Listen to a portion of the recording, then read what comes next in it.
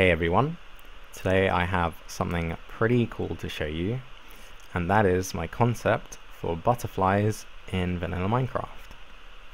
So there are 4 different types of butterfly that I've got at the moment.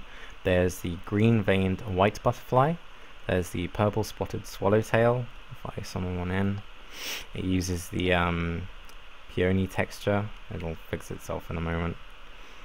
There we go. The Gypsy Moth, which uses the brown mushroom texture.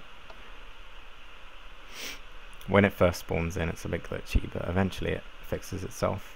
And the red glider butterfly, which uses the red mushroom texture. I'm not actually going to summon one because there's too many butterflies close by. Here's one over here.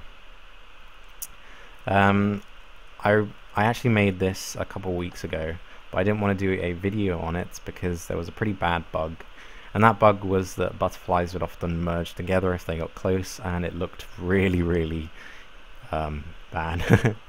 So they still do merge occasionally, but I have, well, Unaware gave me a solution which mostly fixed that problem, and I'll explain how that works as well.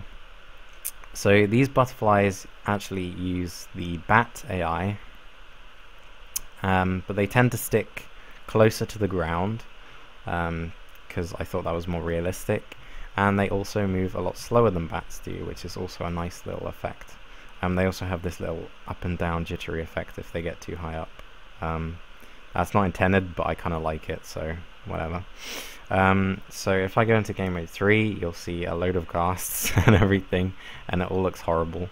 But essentially what is happening is it's made up of 4 different things. It's made up of a bat, a ghast, and 2 armor stands for the wings. So first of all, I'm going to talk about the wings. They use this thing over here for the animation. It's basically just a frame-by-frame animation, changing the pose of the armor stand, the head, the pose of the head of the armor stands, and that's where the wings are. So that's the reason that I used the flowers, is because they're actually blocks, so they can be used in the head slot and they still display as an item, sort of, if that makes sense.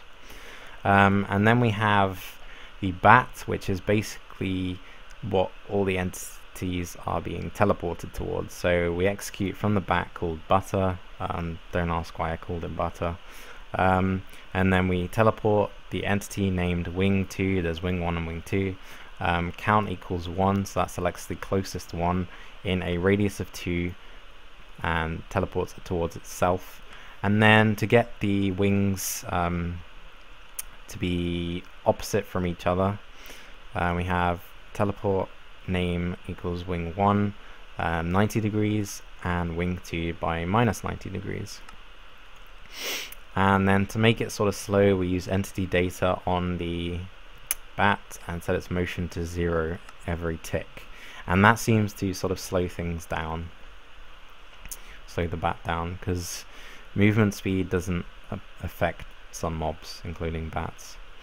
And the ghasts is actually to stop the merging. So when 2 butterflies get close together, the ghasts sort of push against each other and prevent them from colliding with the other bat's hitbox, which causes them to teleport together and merge and all that. And that was suggested by Unaware. He used that technique for his birds. I'll leave a link in the description to that because you should definitely check that out if you haven't already. But he suggested that idea, and it works pretty well for the most part. So these guys don't have any actual AI at the moment other than flying about close to the ground. How I did the close to the ground thing is just detecting when there's an air block a couple blocks below, and then it just teleports downwards a bit, so it won't go higher than a specific number of blocks above a surface. And yeah, that's about it. It gives this, I think it looks quite nice with them all flying about together, but you have to be careful not to summon them too close together, otherwise the ghasts collide and everything. But I'm not going to release this as a one command thing, because I actually want to include this in a map that I'm going to start making soon. You can see there they collided, but the ghasts sort of prevent them from staying together, and they eventually sort themselves out, so that's fine. But yeah, so I'm going to be making a map, hopefully before 1.9 comes out, because I don't want to wait anymore, because I've waited since January for a 1.9 snapshot. So I'm just going to make a map in the meantime, because I want to wait until the 1.9 snapshots come out before I start making the next planetary confinement map. So yeah, that's all for this video. There's a few other concepts that I want to show off soon. It's rather gloomy. Let's toggle down for... There we go.